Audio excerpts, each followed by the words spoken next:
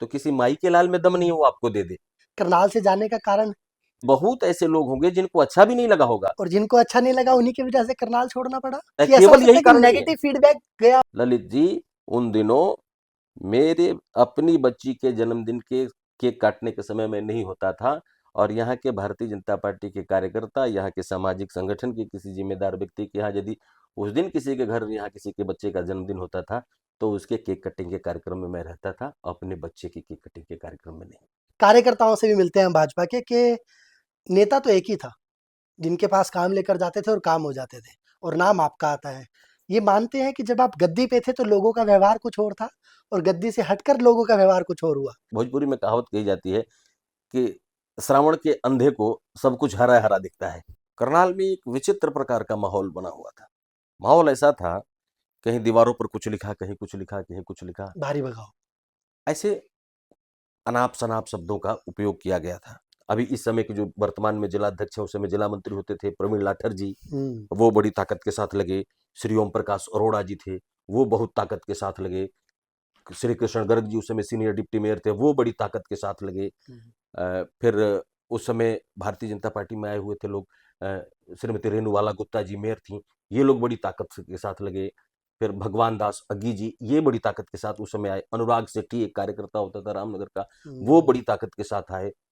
तो ऐसे गिने चुने लोग, गिने चुने लोग उस समय भारतीय जनता पार्टी की स्थिति को सामने के लिए पूरी ताकत, पूरी योजना, पूरी बुद्धि लगाए। अर्था मनोहर लाल जी यहाँ से उम्मीदवार बने, और करनाल के राजनीतिक इतिहास में मुझे लगता है कि उतनी भारी वोटों से पहली बार कोई विधानसभा जीता भी नहीं। अमरिंदर जी बाहर के हैं, बाहरी है। लेकिन मेरे को इस बात का आज भी शर्म है और मलाल रहता है कि हम जब सब लोग भारत माँ के सपूत हैं, तो मैं बाहर का कहाँ से, मैं कहीं दूसरे देश का थोड़े हूँ। पर लोग आपको चाहते थे, मैं मैं मनोहर लाल आपको चाहते थे, पर फिर भी ऐसा कारण बना कि आपको जाना मैं पड़ा। ऐसा क्यों कहा जाता है कि मनोहर लाल जी के साथ जो लगे, या जो भाजपा के शुरू में जो लोग जुड़े थे, उनको उनका फल नहीं मिला, जबकि आप तो इतने पुराने जुड़े और उन्हें याद था तो आपको बहुत अच्छा पद दिया। तो ये मिसकम्युनिकेशन कैसे हुआ? भगवान और भाजपा तय करेगी अमरिंदर सिंह का भविष्य, कोई आदमी थोड़े तय कर सकता साहब। भ से भगवान और भ से भाजपा, यही यही दो अरे, अमरिंदर सिंह का भविष्य तय कर सकते हैं, दूसरा कोई नहीं, कोई पर्सन नहीं कर सकता। आप मानते हैं कि राजनीति टेढ़ी खीर है और आप उसके लिए नहीं है? जैसे पूज्य योगी आदित्यनाथ जी हैं, हम्म। जो बात नभ से उठती है, अर्थात नाभि में घूमती है, वही बात उनके सीने में होती है आग के रूप में, और वही बात मस्तिष्क में मस्तिष्क। होती है, वही बात जुबान में होती है, और वही निर्णय में। इसलिए योगी जी को देखो, उत्तर प्रदेश के मुख्यमंत्री हैं, दुनिया में लोग चाहने वाले मनोहर लाल खट्टर जी बहुत अच्छे सीएम रहे हरियाणा के, क्या वो दोबारा सीएम बन हैं। सकते हैं? मनोहर, क्या करनाल चुनना पसंद करेंगे, करनाल में आना दोबारा से? यहाँ पर ना एक मेरे बहुत अच्छे मित्र हैं, और वो कांग्रेस के कार्यकर्ता श्री नीटू मान जी, हम्म। आजकल वो भारतीय जनता पार्टी हम्म। में है। तो नीटू भाई एक बार मेरे पास आए, क्या मैं भाई साहब नीटू मान हूँ, मैं कांग्रेस का पदाधिकारी हूँ, और ये एक मेरे जानकार है, इनका ये मामला है, इसमें आप मदद कर देंगे क्या? हम आज का पॉडकास्ट करनाल शहर के लिए और बल्कि पूरे हरियाणा के लिए बहुत खास रहने वाला है। कुछ ऐसे अनसुने किस्से, अनसुनी कहानियां, जिनके बारे में करनाल का हर एक व्यक्ति जानना चाहता है, चाहे वो लीडर हो, चाहे वो सोशल वर्कर हो, चाहे वो आम इंसान हो। तो आज का पॉडकास्ट हमारे करनाल शहर के बेहतरीन लीडर, बेहतरीन इंसान अमरिंदर सिंह जी के साथ है। एक बार उनका स्वागत, फिर कुछ सवालों से स्वागत करेंगे दोस्तों। अमरिंदर जी, बहुत बहुत स्वागत है आपका नमस्कार। हमारे चैनल पर भी, और फिर से करनाल में आपका स्वागत है। नमस्कार आपको, और आपके सभी दर्शकों को भी मेरा प्रणाम। आप अपनी बात बहुत बेबाकी से रखते हैं, इसलिए आपका साधुवाद। अमरिंदर जी, करनाल आकर कैसा लग रहा है? करनाल मेरी आइडेंटिटी का कारण है। जब मैं होल टाइमर था, तो अमरेंद्र जी लखीमपुर वाले करके लोग मुझे जानते थे। जब मैं उत्तर प्रदेश में पूर्णकालिक के तौर पर काम करना शुरू किया था, तो अमरेंद्र जी मतलब लखीमपुर वाले, इसलिए कि मैं पहली बार एज संगठन मंत्री, जिले के संगठन मंत्री के नाते हमने लखीमपुर से काम करना शुरू किया था। तो कहीं कोई बात आए उत्तर प्रदेश में, तो ये चर्चा हो, वे कौन अमरेंद्र जी? लखीमपुर वाले अमरेंद्र जी, बलिया वाले अमरेंद्र जी नहीं, लखीमपुर। लखीमपुर वाले अमरेंद्र जी के नाम से लोग जानते थे। हम्म। जब मैं हरियाणा आया, यहाँ सरकार में माननीय मनोहर लाल जी के साथ एज ओएसडी काम करने का अवसर मिला। अब यहाँ जब चर्चा होती है, तो करनाल वाले अमरिंदर करनाल जी के वाले। नाते चर्चा होती है। मुझे ये लगता है कि आपके इस सवाल का इससे बढ़िया कोई जवाब नहीं हो सकता कि करनाल मेरी आइडेंटिटी का एक कारण है। हम्म। जो कारण है, वहाँ आने पर कितना अच्छा लगता होगा इसका अनुमान आप भी लगा सकते हैं।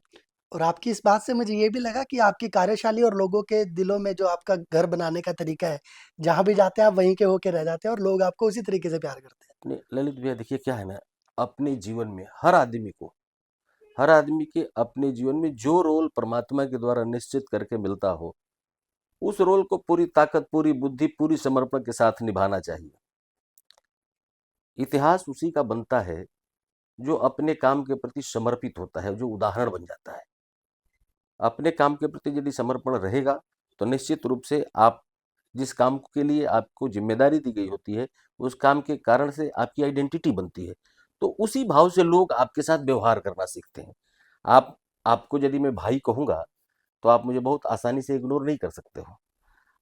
मैं आपको ललित जी कहूँगा तो बहुत आसानी से आप मेरे लिए नकारात्मक शब्दों का उपयोग नहीं कर सकते हो।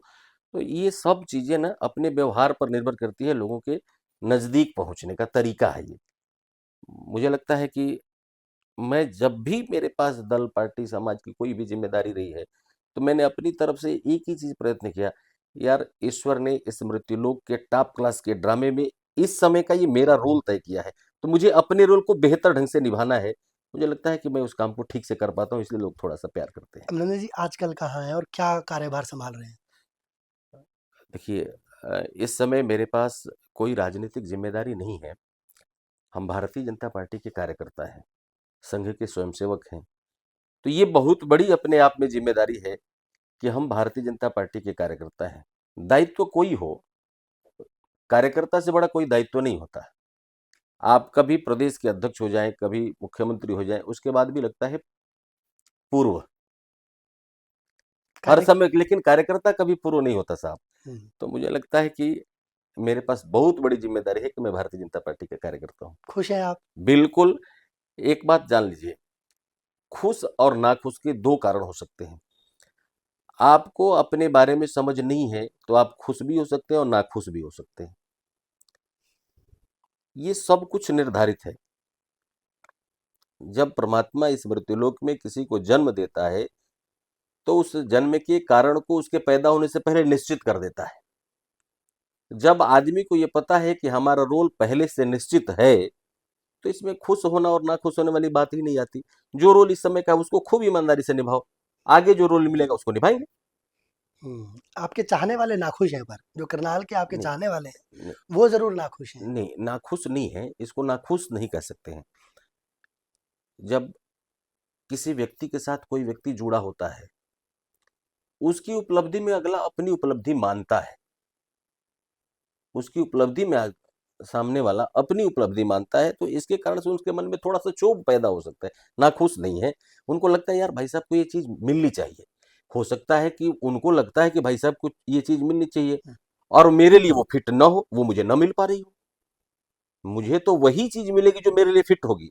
हो सकता है मैं गलत ही कोई चीज़ चाहता हूँ कि मेरे को मिलना चाहिए, लेकिन परमात्मा ने उससे बढ़िया कुछ तय कर रखा होगा। हो सकता है जिस चीज़ को मैं चाहता हूँ मेरे लिए ठीक ना हो, या मेरे शुभचिंतक, मेरे मित्र, मेरे समर्थक जो चाहते हैं कि ये होना चाहिए और वो मेरे लिए ठीक ना हो, यदि वो मेरे लिए ठीक नहीं होगा तो मेरे को कैसे मिलेगा?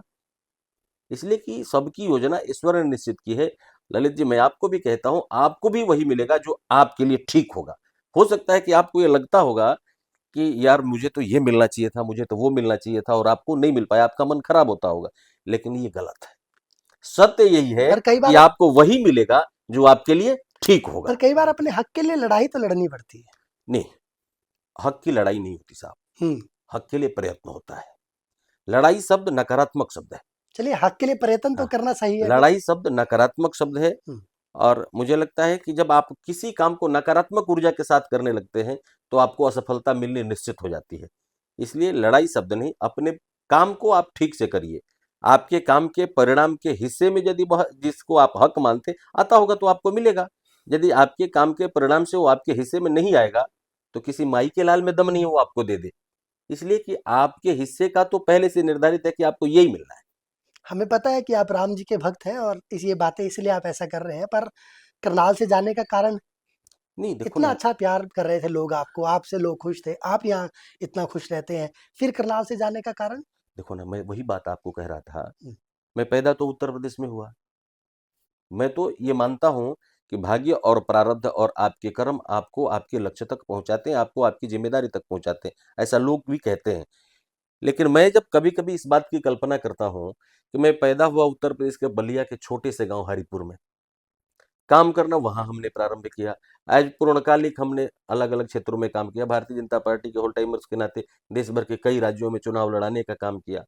हरियाणा भी चुनाव लड़ाने ही आया था, लेकिन परमात्मा ने करनाल के लोगों के साथ, हरियाणा के लोगों के साथ रोटी खाने लिखी थी, दाल रोटी यहाँ की लिखी थी, यहाँ जिम्मेदारी मुझे दे दी।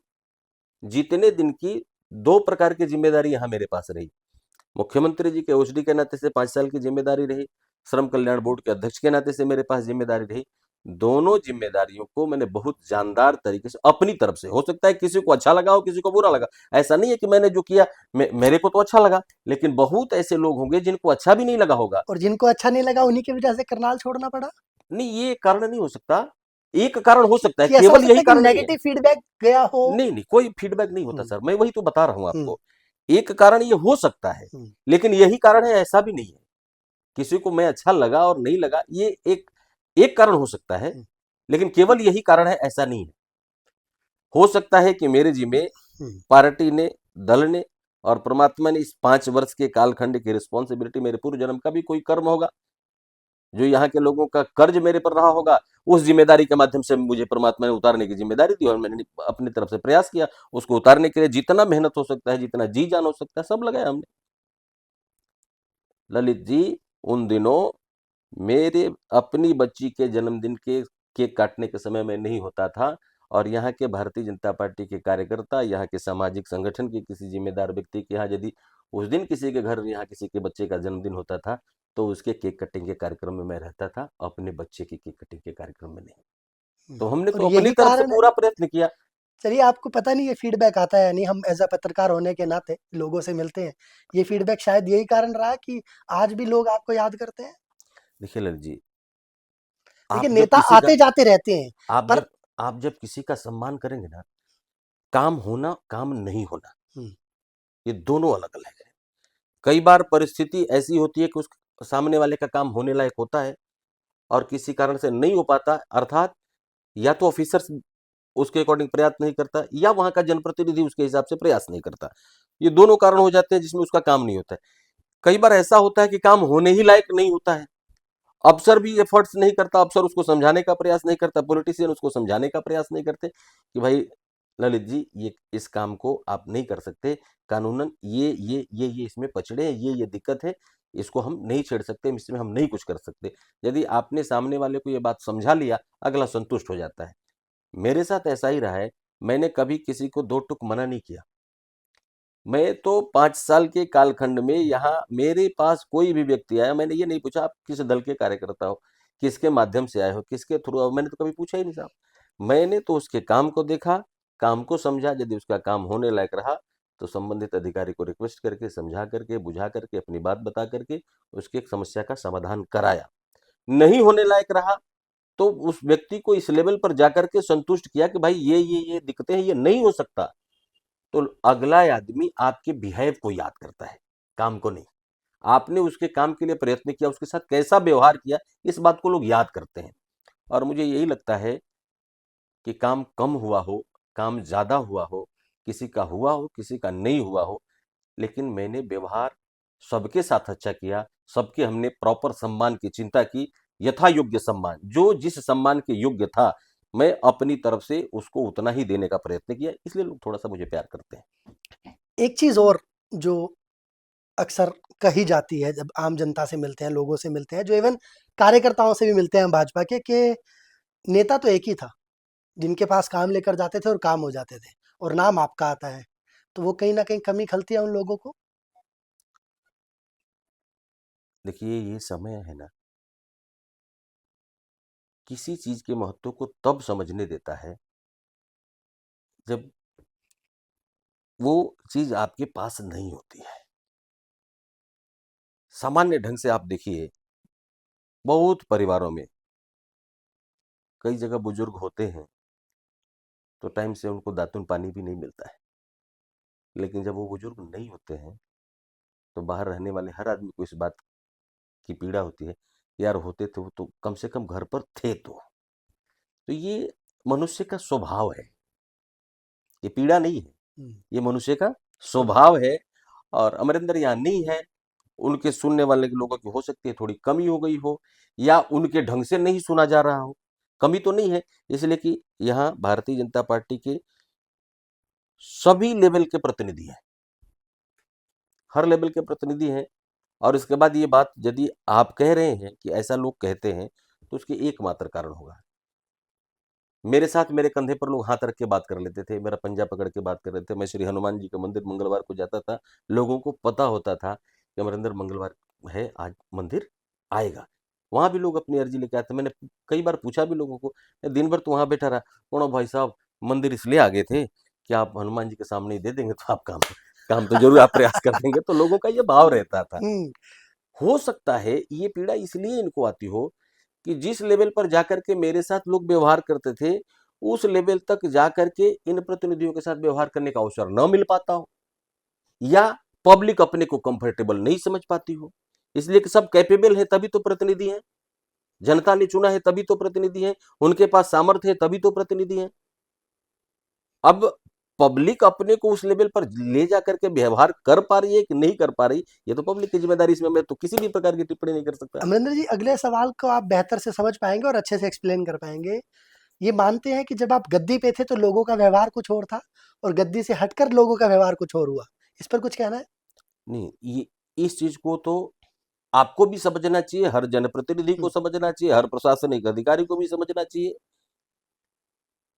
जब आपके पास किसी भी प्रकार का लीगल सामर्थ्य होता है, आध्यात्मिक सामर्थ्य होता है, तो उस समय आपके पास अपेक्षा करने वाले लोगों की संख्या ज्यादा होती है। वो आपके यहां जुड़ते नहीं हैं, आपसे जुड़ करके काम को पूरा कराने का प्रयत्न करते हैं।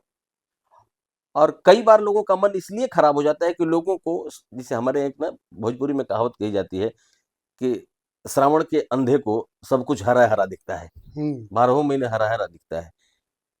ये उस समय स्थिति पैदा होती है जब पॉलिटिशियंस को सब कुछ अपना दिखने लगता है, वो अपने को राजा मान बैठता है कि सब मेरा है। ऐसा नहीं है, ये परमात्मा के द्वारा प्रदत्त एक रोल है, आपको रोल निभाने के लिए भेजा गया है। लोगों को भी परमात्मा ने ही अपने काम पूरा करवाने के लिए आपके पास भेजा है। जब आप इस बात को समझ रहे होते हैं कि ये जनतंत्र है और इस जनतंत्र में जो जिम्मेदारी मिलती है वो एक निश्चित समय के लिए मिलती है, उतने समय के लिए वो आपका रोल है। जब आपके मन में ये भाव है तो लोग बदल गए, लोग नहीं बदले, इस भाव से कोई अंतर नहीं पड़ता है। जब आपको ये लगता है कि नहीं ये मैंने किया, मैं का भाव ज्यों आपके अंदर आता है, तब आपको पीड़ा होती है, तब आपको कष्ट होता है कि उस समय लोगों का यह व्यवहार था, आज लोगों का यह व्यवहार है। ये उस समय फील होता है। लेकिन जब आप ये जानते होते हैं कि नहीं, ये मेरी तो एक निश्चित समय की जिम्मेदारी है, ये मेरा रोल है, ये मेरी, मुझे इसको ठीक से पूरा करना है, तब आपके मन में इस प्रकार का कोई कष्ट नहीं होता है। अमरिंदर जी, फ्लैशबैक में लेकर चले जाते हैं आपको, है ना? आप बार जरूर बार करिए। हमेशा नहीं मिलते हैं, कभी कभी मिलते हैं। तो करनाल में जब पहली बार चुनाव कैंपेनिंग के लिए आना हुआ, हम्म। कैसा था वो समय? क्या कुछ आपने नोट किया लोगों के बारे में?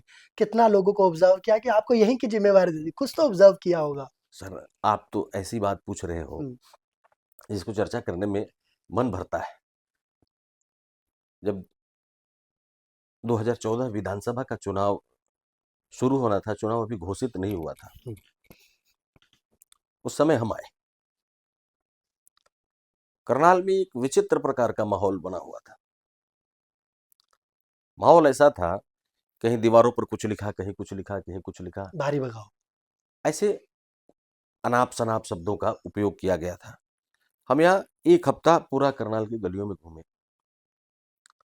मुझे ललित जी लगा ना कि करनाल को निश्चित रूप से एक ऐसे व्यक्तित्व की प्राप्ति होने वाली है जो हरियाणा के राजनीतिक इतिहास में एक स्वर्णिम स्थान दिलाएगा। मैं यहाँ से जब एक हफ्ता घूमने के बाद गया, माननीय मनोहर लाल जी से चर्चा हुई, तो कहे कि कहाँ कहाँ घूम के आए। मैं करनाल गया था और बड़ा शानदार है वहाँ, आपकी चुनाव लड़ने लायक स्थिति है। ये क्यों? हमने कहा चुनाव इसलिए लड़ने लायक स्थिति है कि वहाँ आपके खिलाफ बड़े नारे लिख रखे हैं। बड़ा बगावत लिख रखा है। खिलाफ लिखा हुआ है तो हाँ। आप वहां से लड़िए। हाँ, हम्म, तो कहे कि अरे जब मेरे खिलाफ लिख रखा है तो हम्म, क्यों लड़ने लगे? हम्म, हमने सर लिखने वाले लोगों की संख्या छोटी है, चर्चा करने वाले लोगों की संख्या बड़ी है। क्या मतलब?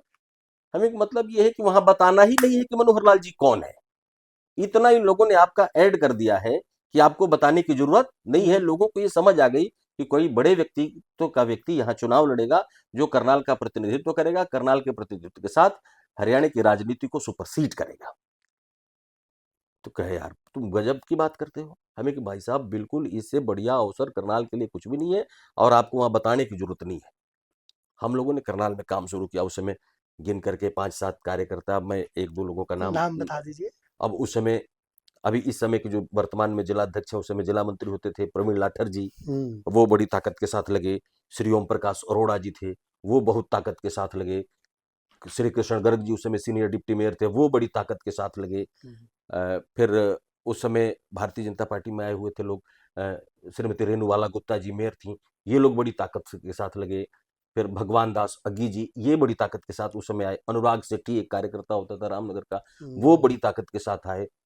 तो ऐसे गिने चुने लोग, गिने चुने लोग उस समय भारतीय जनता पार्टी की स्थिति को सामने के लिए पूरी ताकत, पूरी योजना, पूरी बुद्धि लगाए।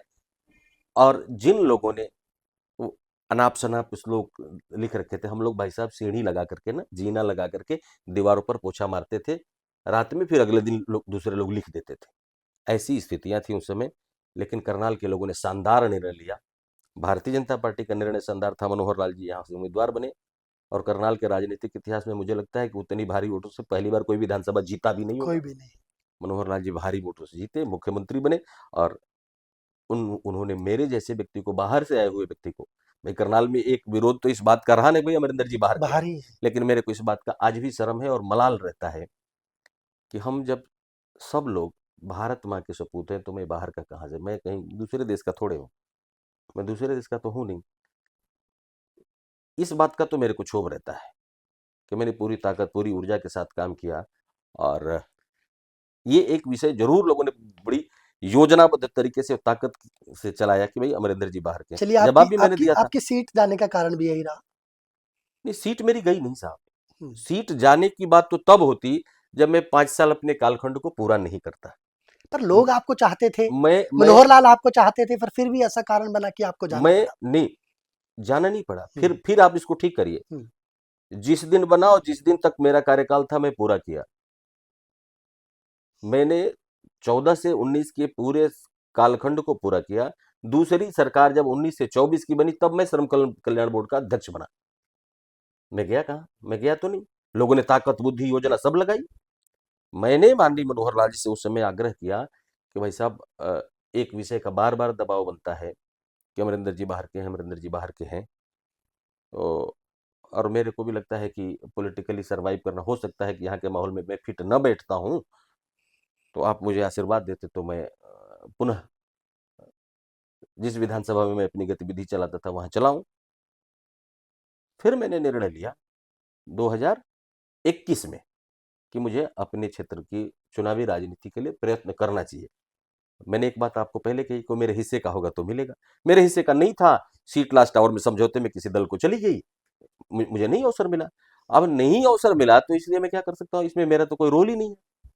मेरा तो रोल इतना है कि जब मेरे को जो काम मिलेगा उसको 100% दे के पूरा अमरिंदर करें। जी, मनोहर लाल जी से आप पहले भी मिले हुए थे, पहले भी जानते थे, या हाँ सिर्फ हाँ। करनाल की जब नहीं नहीं नहीं नहीं, हम्म, माननीय मनोहर लाल जी जब भारतीय जनता पार्टी के क्षेत्रीय संगठन मंत्री थे उन दिनों में, लखीमपुर में जिला संगठन मंत्री, शाहजहांपुर के नाते विभाग संगठन मंत्री के नाते हम लोग एक साथ लंबे समय से, हम लोग 2002 से एक दूसरे को जानते हैं।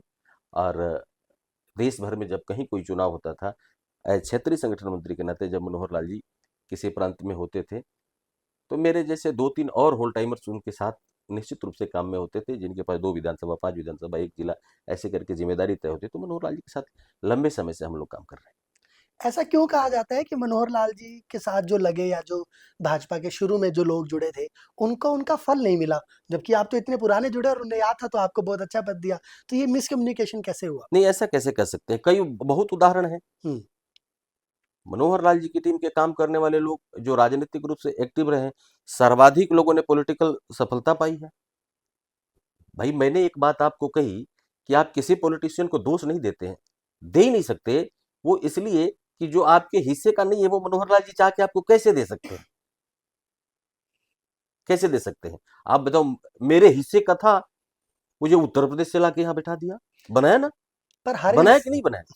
हम्म, अब आज कोई मेरे से कहे कि भाई अब तो माननीय मनोहर लाल जी केंद्रीय मंत्री, अब क्यों नहीं कर रहे? अरे भाई वो मेरे हिस्से का नहीं है तो कहां से वो कर दें? चलिए, ये आप जो बात कह रहे हैं ये ज्ञान के लिए ठीक है, आप खुद सेटिस्फाइड हो सकते हैं, पर हर इंसान इस चीज को एक्सेप्ट नहीं कर पाता है। जिसने मेहनत की है वो इच्छा रखता है कि उसे कुछ मिले। सर आपको ये समझना होगा, हम्म,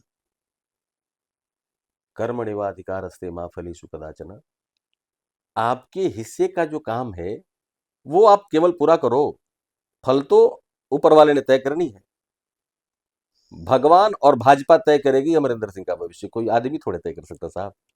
आपको लगता है कि आप भ से भगवान और भ से भाजपा, यही यही दो अरे अमरिंदर सिंह का भविष्य तय कर सकते हैं, दूसरा कोई नहीं। कोई पर्सन नहीं कर सकता, हम्म, नहीं कर सकता, बिल्कुल नहीं कर सकता। आप मानते हैं कि राजनीति टेढ़ी खीर है और आप उसके लिए नहीं है? बहुत अच्छी बात की। देखिए, राजनीति कोई टेढ़ी खीर नहीं है। हम्म, राजनीति ना बहुत संवेदनशील क्षेत्र है। दुनिया का सबसे संवेदनशील क्षेत्र है पॉलिटिक्स। यहां आपके फ्यूचर की 0% गारंटी नहीं है। आप अपने भविष्य की गारंटी के साथ पॉलिटिक्स में काम करते हैं कि मैं एमपी बनूंगा, मैं एमएलए बनूंगा, मैं पार्षद बनूंगा, मैं मेयर बनूंगा, मैं विधायक बनूंगा, मैं जिला पंचायत सदस्य बनूंगा, मैं सरपंच बनूंगा। ये इसकी श्योरिटी कोई नहीं दे सकता साहब। बेसिकली वो इसलिए नहीं दे सकता कि सत्य में ये सेवा का क्षेत्र है, लेकिन आज की राजनीति का कैरेक्टर बदला हुआ है। आप में खाली सामर्थ्य है तो आपको उपलब्धि मिल जाएगी, ऐसा नहीं है। आज की पॉलिटिक्स में फिट बैठने के लिए जो जो कारण है उस कारण को समझना पड़ेगा। यदि उस कारण को आप फुलफिल करते हो तो पॉलिटिक्स में काम करिए। और मैं अपने को भी समझाने का प्रयास करता हूं कि क्या आज की राजनीति में मैं फिट बैठ पा रहा हूं कि नहीं बैठ पा रहा हूं, मुझे करना चाहिए कि मुझे नहीं करना चाहिए। जब इन बातों के बीच में तुलना करता हूं तो लगता है यार 32 साल तो मेरे सार्वजनिक जीवन के हो गए, अब क्या करूंगा, दूसरा क्या करूंगा मैं? उस समय दो बातें ध्यान आती है, उपलब्धि के बगैर विचार के लिए काम करो, समाज के लिए काम करो, आपके जो हिस्से का होगा वो आपको मिलेगा। सुंदरकांड का पाठ आपको भैया मुंह जुबानी याद है? चलो ये तो कोई विषय ही नहीं है। विषय देखिए है क्योंकि ये तो चीजें हम्म, आध्यात्मिक चीजों का ना, हम्म, आध्यात्मिक विषय पर आध्यात्मिक आदमी बोले तो ज्यादा अच्छा लगता है। हम लोग उस पर थोड़ी सी चर्चा कर सकते हैं। पर ये बार बार आप जो हिस्से की बात कर रहे हैं कि हम्म, आपका हिस्से का होगा आपको मिलेगा, हम्म। ये हर इंसान इस चीज को समझ नहीं पाता। मैं फिर से वही बात रिपीट कर रहा हूँ। वो इसलिए नहीं या समझ कैमरे पर पाते। आप बोलना नहीं चाहते, ऐसा कुछ है? नहीं, ऐसा ऐसा कुछ भी नहीं नहीं, है। ऐसा हो सकता है। मैं ना ना ना ना हम्म, कैमरे पर ये कोई राजनीतिक सवाल है ही नहीं कि कैमरे पर बोलने में मेरे को दिक्कत है। हम्म, कैमरे पर मैं, देखिए आपसे मैं एक बात कहता हूँ, हम्म, सही बात बोलने वाले को ना पब्लिक बहुत पसंद करती है, लेकिन खाली सही बात बोलने वाले का नहीं, हम्म, सही बात जो बात बोले उसको करने वाले का।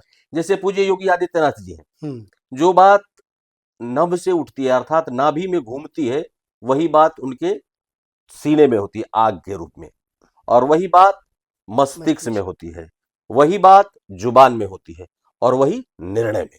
इसलिए योगी जी को देखो, उत्तर प्रदेश के मुख्यमंत्री हैं, दुनिया में लोग चाहने वाले हैं, दुनिया में योगी जी को चाहने वाले लोग हैं। क्यों भाई, लोग क्यों पसंद करते हैं? ये ही कारण है।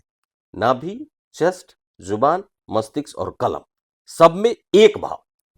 तो मुझे ये लगता है कि आदमी के मन में ये भाव क्लियर होना चाहिए कि मुझे क्या करना है। अभी आपने एक बहुत अच्छी बात बोली कि राजनीति बहुत संवेदनशील है, लेकिन आज की राजनीति बदल गई है। हमारे करनाल के आसपास के क्षेत्रों के बहुत से ऐसे नेता हैं, उनका नाम नहीं लूंगा मैं, पर उन्होंने बहुत पुराने समय से मेहनत कर रखी थी, बहुत पुराने से, जब भाजपा के 2 विधायक आया करते थे। पर जब समय आया तो उनको इतना वैल्यू नहीं दिया गया। उसके पीछे कोई मेन कारण? देखिए, ये दोनों अलग अलग बातें होंगी। समय आया तो वैल्यू नहीं दिया गया। हुँ, हम बहुत पुराने कार्यकर्ता हों और हम अपने बूथ को नहीं जीत पाते हों, मैं अपने लिए उदाहरण दे देता हूं। हुँ, हम बहुत पुराने कार्यकर्ता हों और हमारे बूथ पर Bharatiya Janata party 30 vote, 20 vote, 12 vote, 16 vote पा रही हो, हैं? हम कभी अपना बूथ नहीं जिता पाते हो। 5 दूसरे दल के लोग हमारे साथ जुड़ गए, हमारे दल के साथ जुड़ गए और हमारे बूथ पर हम 400-500 वोट पाने लगे। उनमें से उनके आने से ना भाजपा को 400-500 वोट मिला, तो उनको कुछ मिल गया, तो इसमें बुरा क्या है भाई? ये गलत समीक्षा है कि वो बहुत पुराने हैं। बहुत पुराने हैं तो उनकी उपलब्धि क्या है? उन्होंने विचार के लिए काम किया है, लेकिन राजनीति जिन विचारों को लागू करने के लिए की जा रही है, उसमें तो उनकी जरूरत है। उनके आने पर ना भाजपा की सरकार बनी भाई। 2014 के पहले इतनी बड़ी सरकार तो कभी नहीं बनी, लेकिन 2014 के बाद की आज अब तक जो सरकारें बन रही हैं, इनके आने के बाद बन रही है, इनके जुड़ने के बाद बन रही है, तो उनको कुछ देने में परहेज क्या है भाई? कुछ भी नहीं परहेज है, उनको मिलना चाहिए। मनोहर लाल खट्टर जी बहुत अच्छे सीएम रहे हरियाणा के, क्या वो दोबारा सीएम बन सकते मनोहर लाल जी भारत की राजनीति में है अब। हैं? वो इस देश के महत्वपूर्ण विभागों की जिम्मेदारी निभा रहे हैं। हरियाणा जैसे कितने राज्य हैं देश भर में, इन सब राज्यों में शहरी विकास की गतिविधि को बढ़ाने का काम, ऊर्जा, इस ऊर्जा एक ऐसा पक्ष है जो हमारे आपके जीवन के सोने और जागने तक के हर क्षेत्र में काम आता है। ऊर्जा का काम इतना बड़ा काम है, क्यों चक्कर में पड़ेंगे? आप राजनीति में वापस ही करेंगे?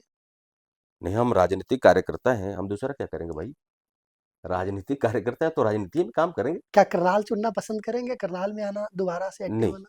नहीं। करनाल करनाल के लोगों के साथ मेरे दिल का जुड़ाव है और यहाँ के लोगों के साथ मैं भाईचारा जीवन भर बना कर रखूंगा। राजनीति करूं न करूं वो एक अलग पहलू है। मेरे भाग्य में, मेरे समय में, मेरे कर्म में राजनीतिक वर्किंग लिखा होगा तो मैं राजनीति करूंगा, लेकिन करनाल से करूंगा ऐसा कदापि नहीं। इसलिए कि मैं किसी के मन पर अपने लिए दुर्भाव पैदा नहीं कर सकता। हमने इस शहर के लिए अपने 5 साल के तिल तिल दिए हैं, अपने अपने लिए विरोधी पैदा करने के लिए नहीं, अपने लिए आदर का भाव पैदा करने के लिए। और मुझे यदि कहीं चुनावी गतिविधि चलानी होगी, उसके लिए दल जहां निर्णय करेगा वहां करेंगे। करनाल का तो कोई मतलब नहीं। करनाल देखिए, पॉलिटिक्स में सोशल इक्वेशन बहुत इंपॉर्टेंट चीज हो गया है। अब कुछ भी हो रहा है ना, तो सामाजिक समीकरण, जाति समीकरण जोड़ करके जोड़ घटाना करके आदमी को वहां लॉन्च किया जाता है, और मैं उसमें फिट नहीं बैठता।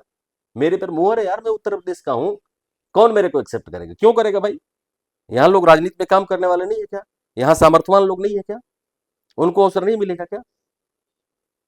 तो उन लोगों को अवसर मिलना चाहिए। मैं कहीं इस मामले में कोई कंपटीटर नहीं हूं कि करनाल के किसी राजनीतिक कार्यकर्ता का हिस्सा मेरे को मिल जाए।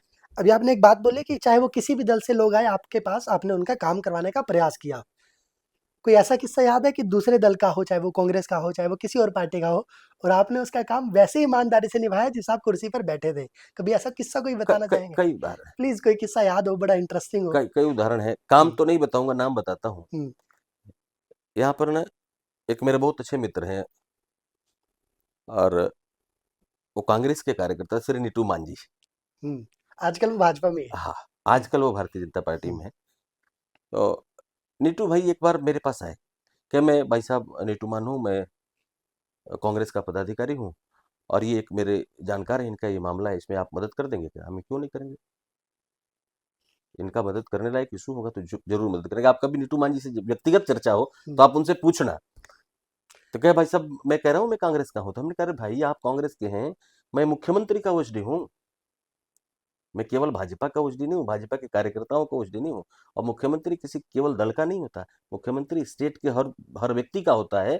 और आपकी यदि कोई जेन्युइन बात है तो निश्चित रूप से मैं आपकी मदद करूंगा। काम किया था उसकी चर्चा मैं नहीं करूंगा, लेकिन आप उनसे पूछेंगे तो निश्चित रूप से नीटू भाई आपको बताएंगे। चलिए आपको बता दें, जैसे आपका हम प्यार हमारे प्रति है, वैसे ही उनका प्यार भी हमारे प्रति इसी प्रकार है। बहुत अच्छे इंसान है। बिल्कुल। जी।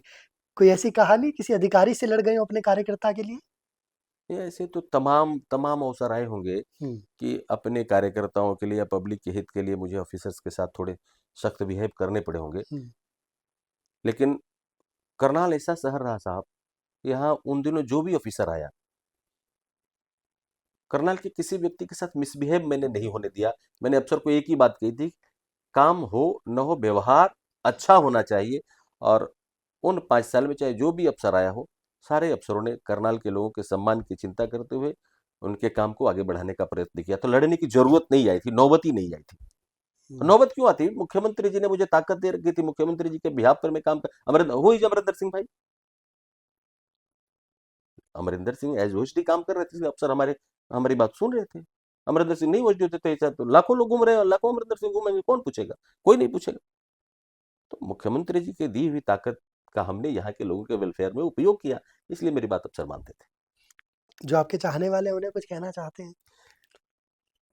कि मेरे जो लोग चाहते हैं ना, उनकी चाह ने, उनके प्यार ने हरियाणा में मुझे रोक रखा है। यहाँ मेरी कोई खेती पाती नहीं साहब, यहाँ मैं कोई उद्योग नहीं करता। मेरे से कई मित्र पूछते हैं, कई पॉलिटिशियंस भी पूछ रहे थे, यार अमरिंदर जी क्या धंधा पानी का? मैं कहीं नहीं पाता हूँ कि मैं काम क्या करता हूँ। ये लोगों के प्यार ने ही मुझे रोक रखे हैं। तो ऐसे चाहने वालों को मैं ये कह सकता हूँ कि मेरे चाहने वाले को कभी मेरे हृदय की जरूरत होगी, मेरे कलेजे की जरूरत होगी, अमरिंदर निकाल करके रख देगा। इससे ज़्यादा कोई बात मैं कह नहीं सकता हूँ। मैं इतना जरूर कहता हूँ कि जो मुझे प्यार करते हैं, उनके लिए परमात्मा अपना वो सारा आशीर्वाद दे जो मुझे देना चाहता है। अरे भाई, एक आखिरी सवाल मैं भैया। मैं तो ये भी कहना चाहता हूँ कि मेरे से नफरत का भाव रखने वाले लोगों के लिए भी परमात्मा उनको इतनी ताकत, इतनी बुद्धि दे करके रखे, इतना सामर्थ्य दे करके रखे कि नकारात्मक भाव से ही सही, कम से कम दिन में एक बार मेरे नाम की चर्चा जरूर कर लिया करें। एक चीज और आखिरी सवाल है। अक्सर ये सवाल करनाल में खासकर पूछा जाता है, बोला जा रहा है कि अफसरशाही बहुत हैवी है, नेताओं की अफसर सुनते नहीं है। ये कभी आप तक बात पहुंची, और इस पर आपका क्या कहना है? नहीं सर, ये वो लोग इस प्रकार की चर्चा करते हैं जो सरकार की इमेज को खराब करने का प्रयास करते हैं। चाहे वो भाजपा के लोग भी हो। सर मैं आपको अपनी पूरी बात बताता हूँ। अफसरशाही हावी है यार, ऑफिसर्स के कलम में ताकत होती है। आप गलत काम को कराने का प्रयत्न करेंगे और अफसर नहीं करेंगे तो आप इस प्रकार के स्टेटमेंट देंगे क्या कि अफसरशाही हावी है? ऐसा नहीं करना चाहिए। यदि ऐसी कोई बात आती है, किसी लेवल पर आती है, तो उसको ठीक लेवल पर, यदि पार्टी का कोई व्यक्ति कहता है तो उसको ठीक लेवल पर ये बात रखनी चाहिए कि यहाँ इस अफसर को हमने ये काम बताई थी, ये काम बिल्कुल जेन्युइन था, लेकिन उसने इसको ऐसे नहीं करके ऐसे करके खराब कर दिया। जब आप ठीक जगह पर इस बात को रखते हैं तो निश्चित रूप से समस्या का समाधान हो जाता है। और इस प्रकार का अनाप शनाप बयान देकर के सरकार की इमेज को खराब करने का प्रयास करना, मुझे नहीं लगता है कि अभी ये ओछी बात है, गंदी बात है, ऐसा नहीं करना चाहिए। आपके समय के लिए बहुत बहुत धन्यवाद अमरिंदर जी। हमेशा की तरह बड़ा अच्छा लगता है आपसे बात करना, और आज का जो पॉडकास्ट है करनाल वाले बड़े अच्छे से सुनेंगे। वो आपको ढेर सारा प्यार करते हैं और इस पॉडकास्ट के माध्यम से भी बहुत प्यार देंगे। बहुत बहुत धन्यवाद आपका। आपके सभी दर्शकों को मेरा बार बार प्रणाम, नमस्कार। आप सब स्वस्थ रहें, मस्त रहें, आनंद में रहें। नमस्कार।